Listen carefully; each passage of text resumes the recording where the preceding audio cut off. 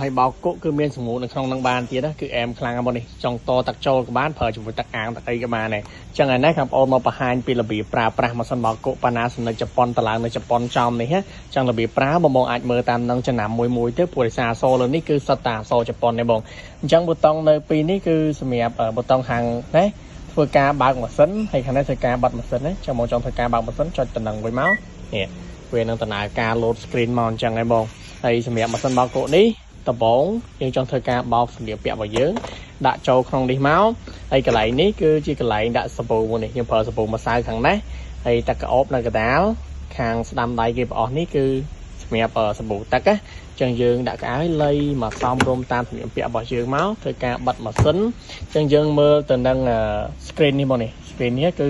វាបង្ហាញមុខងារក្នុងការបោកគក់ចឹងនេះមុខងារវាមានពី1ដល់ទៅ12មុខងារអញ្ចឹងនៅពេលដែលយើងចុចបើកម៉ាស៊ីនដំបូងគឺវាលោតចូលលេខ1ហើយអញ្ចឹងលេខ1នេះគឺជាមុខងារនៅក្នុងការបោកកៅទូទៅរបស់យើងណាបើយើងចង់ធ្វើការបោកកៅទូទៅគឺគ្រាន់តែបើកម៉ាស៊ីនមកដាក់កៅដាក់សាប៊ូដាក់អីចូលហើយយើងចុចឡើងនេះអានេះគឺជាប៊ូតុង start ទៅនឹងការបោកគក់បងចឹងយើងចង់ធ្វើការបោកគក់យើងចុចតែតំណឹងមួយមកម៉ាស៊ីនវាដំណើរការនៅក្នុងការបោកគក់អីហើយនៅពេលបោកហើយវានឹងបិទម៉ាស៊ីនខ្លួនឯងឯងតែបើបងអត់ចង់ប្រើមុខងារហ្នឹងទេបងចង់ប្រើមុខងារបន្តទៀតចឹងណាយើងចុចឡើងនេះ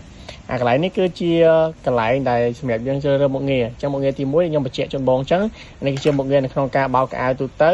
ហើយបើសម្រាប់នេះបងចុចទៅនេះមកចូលមុខងារទី2អាមុខងារទី2នេះគឺសម្រាប់បងចង់កំណត់ខ្លួនឯងចង់កំណត់ទឹកប្រមាណចង់កំណត់ចំនួនទឹកចំនួននាទីចំនួនអីគឺយើងអាចកំណត់ខ្លួនឯងបានទៀតតែទូទៅអាហ្នឹងយើងដបងនេះយើងអាចប្រើតែមុខងារទី1នេះទៅហើយចូលមកដល់មុខងារទីនេះមុខងារទី3ចំលេខ3ហ្នឹងអាហ្នឹងគឺជាមុខងារនៅក្នុងការបោកកៅលឿនអញ្ចឹងសម្រាប់បងមានកៅត្រឹម1កាផ្លែ2កាផ្លែអីប្រញាប់ទៅកម្មវិធីទៅអីចង់បើកលឿនអីវារយៈពេលត្រឹមតែខ្ទង់5-10នាទីអីបងអញ្ចឹងចង់ធ្វើការបោកមុខងារហ្នឹងយើងចុច start ទៅវានឹងដំណើរការនៅក្នុងការបោកគក់អីហើយយើងចូលមកដល់មុខងារបន្តទៀតលេខ4នេះគឺជាមុខងារនៅក្នុងការបោកកៅប្រឡាក់ខ្លាំងអញ្ចឹងសម្រាប់បងដែលមានកៅប្រឡាក់ខ្លាំងរបៀបតាក់ម្ទេសឬមួយក៏តាក់ស៊ីអ៊ីវតាក់អីហ្នឹងវាប្រឡាក់ខ្លាំងប្រឡាក់ភក់ប្រឡាក់អីហ្នឹងយើងចង់ធ្វើការបោកឲ្យបានស្អាតយើងប្រើទៅលើមុខងារទី4នេះណាយើងចង់ប្រើយើងចុច start ទៅវានឹងដំណើរការក្នុងការបោកគក់អីហើយចូលមកដល់មុខងារបន្តទៀតគឺមុខងារលេខ5បងមុខងារទី5នេះគឺជាមុខងារនៅក្នុងការបោកថែមទឹកក្អបអញ្ចឹងមុខងារទី5នេះបោកថែមទឹកក្អបដើម្បីកៅយើងនេះជាប់ទឹកក្អបបានយូរអញ្ចឹងចង់ប្រើចុចចំលេខ5មកហើយយើងចុច start ទៅវាដំណើរការទៅហើយបន្តមកដល់ទៀតចូលមុខងារទី6មុខងារទី6នេះគឺជាមុខងារនៅក្នុងការត្រាំកៅវាត្រាំសម្លៀកបំពាក់របស់យើងមុនទៅនឹងការបោកគក់អញ្ចឹងវាត្រាំវាបោកតាមក្រោយណាអញ្ចឹងចូលមកដល់បន្តទៀតមុខងារទី7គឺជាមុខងារនៅក្នុងការបោកភួយឬមួយក៏បោកមុងអីផ្សេងៗហ្នឹងបងចង់បោកយើងចុចលេខ7ហ្នឹងមកហើយបន្តមកដល់ទៀតមុខងារទី8គឺជាមុខងារសម្រាប់បោកកៅដែលយើងហាលនៅក្នុងផ្ទះចឹងអានេះគឺពិសេសណាវាស្ងួតសង្កថាចិត្តស្ងួតមែនតើអី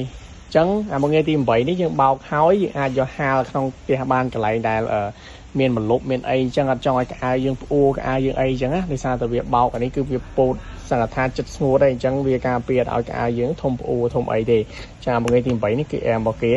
ហើយចូលមកដល់បន្តទៀតមុខងារទី9មុខងារទី9នេះគឺជាមុខងារនៅក្នុងការបោកកៅស្ដើងកៅស្ដើងនេះជាកៅខាងក្នុងយើងអីអញ្ចឹងរបៀបកៅស្ដើងកៅកន្លាយើងអាចធ្វើការបោកមុខងារទី9នេះបានហើយបើចង់បោកនេះthìខ្ញុំបញ្ជាក់បងដំបូងចុចសេរីចំតដឹងមកចុចតាប៊ូតុង start ទៅវាដំណើរការទៅហើយចូលមកដល់ទៀតគឺមុខងារទី10មុខងារទី10នេះគឺជាមុខងារនៅក្នុងការពូតរបៀបកៅយើងថ្នមអញ្ចឹងណាការពារកុំឲ្យវាជ្រួញកុំឲ្យវាអីផ្សេងនេះចូលមុខងារទី10ហ្នឹងហើយបន្តមកដល់ទៀតគឺមុខងារទី11មុខងារទី11នេះគឺជាមុខងារនៅក្នុងការលាងធុងអញ្ចឹងបើសិនបោកកៅនេះនៅពេលដែលបងប្រើយើងចង់ធ្វើការលាងសម្អាតធុងវាគឺយើងដាក់សាប៊ូនៅខាងក្នុងហ្នឹងមកហើយបន្តទៀតយើងចុចទៅលើមុខងារទី11នេះគឺវានឹងធ្វើការលាងសម្អាតធុងរបស់យើងអានេះគឺខ្ញុំរីកខមមិនរយៈពេលមួយខែឬមួយក៏ជិតមួយខែបងធ្វើការលាងសម្អាតធុងម្ដងទៅដើម្បីឲ្យការបោកគក់របស់យើងវាស្អាតហើយធុងរបស់យើងវាស្អាតផងហើយមុខងារបន្តទៀតគឺមុខងារទី12អានេះគឺជាមុខងារដែលពិសេសដោយសារតែវាអាចសម្ងួតបានណាបងនេះមិនសិនបោកកៅនេះយើងអាចធ្វើការសម្ងួតឲ្យខ្យល់បានទៀតបងអញ្ចឹងគឺថាអែមណាអានេះអែមយកតែមែនតើណាអញ្ចឹងនេះគឺជារបៀបប្រើប្រាស់បងគឺប៉ុណ្ណឹងតែយើងប្រើជាប្រចាំថ្ងៃបងណាបងអាចមើលតាមវីដេអូនេះមួយទៅហើយបើចង់បានម៉ាស៊ីនបោកគក់នេះក៏អាចតាក់ទងមកបានដូចគ្នាបង